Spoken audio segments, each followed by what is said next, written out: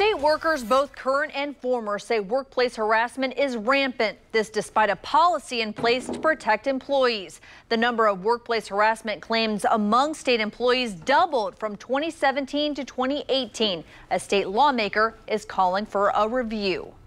Shandy Donald is one of nearly 200 state employees who filed a workplace harassment claim in 2018. Shandy quit her job with the state after she says an agency chief of staff repeatedly made inappropriate comments. State personnel investigates all complaints they receive, but the findings are not public record.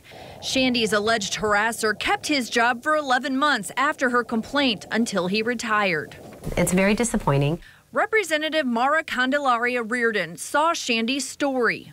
What's your reaction to what we found? Well, unfortunately, I would like to say that I'm surprised. To say that people make these things up, why would anybody put themselves through this? This is not an easy thing. To speak out is not an easy thing, and I commend Shandy for being able to speak out and speak her truth, because it's not an easy thing to do.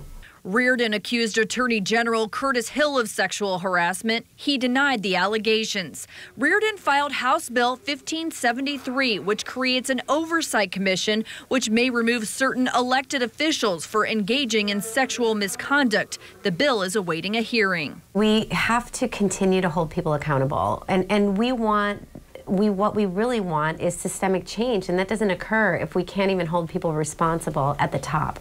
Reardon says the governor's office needs to look at whether state personnel and state agency heads are following the state's workplace harassment policy. It's not only important to hold the abusers accountable, but it's also important to hold the people that are complicit in perpetuating that abuse. Call 6 Investigates found 383 complaints have been filed since 2016, and 55% of the time, state personnel found inappropriate behavior.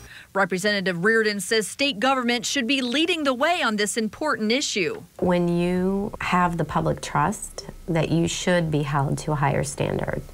And violating the public trust doesn't just affect the person that you're violating, it affects all taxpayers that you represent. We've requested an on-camera interview with Governor Eric Holcomb to talk about workplace harassment as well as the state personnel department. We're still waiting to hear back. Mark. All right.